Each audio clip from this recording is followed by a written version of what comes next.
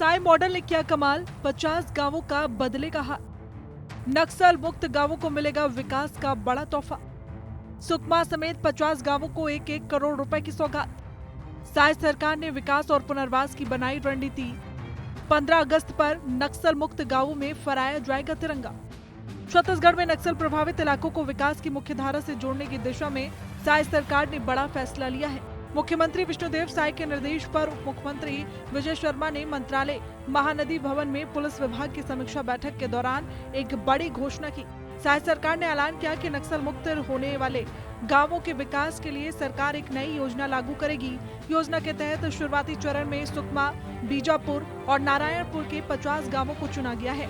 हर गांव में नक्सल मुक्त प्रस्ताव पारित होने के बाद विकास और आजीविका से जुड़े कार्यों के लिए 1-1 करोड़ रुपए दिए जाएंगे। बस्तर के जिन गांव की पहचान कभी नक्सल प्रभावित इलाकों के तौर पर होती थी, अब वही विकास की नई तस्वीर बनने जा रही है। साय सरकार ने प्रदेश के 50 गांव के समग्र विकास का बड़ा फैसला लिया है। इसकी शुरुआत सुकमा, बीजापुर और नारायणपुर के चयनित गांव से होगी।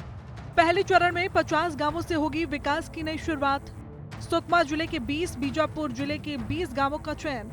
नारायणपुर जिले के 10 गांवों को योजना में शामिल किया। साय सरकार के मुताबिक चुने गए गांवों में सड़क, पेयजल, शिक्षा, स्वास्थ्य, रोजगार और आजीविका से जुड़े विकास कार्य कराए जाएंगे। सरकार का उद्देश्य है कि जिन क्षेत्रों ने वर्षों तक नक्सल हिंसा झेली, वहां विकास और विश्वास का नया माहौल तैयार हो। समीक्षा बैठक में उप मुख्यमंत्री विजय शर्मा ने अधिकारियों को नक्सल प्रभावित क्षेत्रों में राहत, पुनर्वास और विकास कार्यों में तेजी लाने के निर्देश दिए।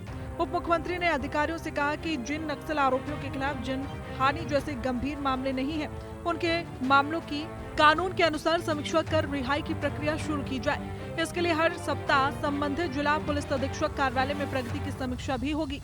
नक्सल मुक्त गांवों में राष्ट्रवाद का नारा होगा बुलंद। 15 अगस्त को हर गांव में फहराया जाएगा तिरंगा। साय सरकार ने फैसला किया कि 15 अगस्त 2026 को सभी नक्सल मुक्त घोषित गांवों में राष्ट्रीय ध्वज फहराया जाएगा। सरकार का उद्देश्य ग्रामीणों में राष्ट्रीय एकता, विश्वास और जन भागीदारी की भावना को मजबूत करना है और ये संदेश देना है कि ये गांव अब शांति और विकास के रास्ते पर आगे बढ़ रहे हैं। बैठक के दौरान अधिकारियों को निर्देश दिए गए कि सभी नक्सल पीड़ित और पुनर्वासित परिवारों को प्रधानमंत्री आवास योजना के विशेष प्रावधानों के तहत घर उपलब्ध कराए जाएं। जिन इलाकों में बड़ी नक्सली घटनाएं हुई हैं, वहां शहीदों और पीड़ितों की स्मृति में सामुदायिक स्मारकों का निर्माण कराया जाएगा।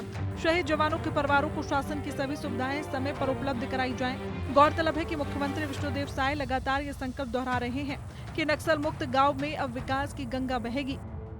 और ये जो नक्सलवाद हमारा जो बस्तर क्षेत्र है, एरिया वाइज केरल स्टेट से बड़ा है और प्राकृतिक दृष्टिकोण से बहुत सुंदर है और वहाँ के लोग 4 दशक से भी ज्यादा समय तक विकास से अछूता थे। वहाँ कोई पहुंचते नहीं थे, लेकिन 2 वर्ष में हमारे जवानों के अदम्य साहस के कारण वहाँ पर नक्सलवाद समाप्त हो रहा है। और वैसे हम लोग नियत नीलानार योजना के माध्यम से करीब 400 से ज्यादा गांव को आबाद कर चुके थे। वहां पर सड़क, बिजली, पानी, सरकार की योजनाएं सबको पहुंचा पाने में सफल हुए हैं। लेकिन अब पूरी तरह से इनका समाप्ति के बाद वो जो क्षेत्र 40 साल से भी ज्यादा समय तक विकास से अछूता था, अब बहुत तेजी से वहां पर विकास की गंगा को बहाएंगे। साय सरकार ने पुनर्वासित युवाओं को घोषित प्रोत्साहन राशि अगले 1 महीने के भीतर देने के निर्देश भी दिए। इसके अलावा नक्सल पीड़ितों और पुनर्वासितों को मिलने वाली सभी सुविधाओं का डिजिटल डैशबोर्ड तैयार कर नियमित अपडेट करने को कहा गया है। माओवादियों के लूटे गए हथियारों की बरामदगी के लिए अंतर्राज्यीय समिति बनाने के और जंगलों में कोई हथियार न छूटे, ये सुनिश्चित करने के भी निर्देश दिए गए। साय सरकार का मानना है कि नक्सलवाद खत्म होने के बाद अब सबसे बड़ी जरूरत इन क्षेत्रों में विकास, रोजगार और बेहतर सुविधाएं पहुंचाने की है। 50 गांवों के लिए 1-1 करोड़ रुपए की योजना ग्रामीणों की आजीविका, आत्मनिर्भरता और बेहतर भविष्य की मजबूत नींव रखेगी। साय सरकार का ये कदम बस्तर संभाग समेत पूरे नक्सल प्रभावित क्षेत्रों में शांति, विश्वास और विकास के नए दौर की शुरुआत माना जा रहा है।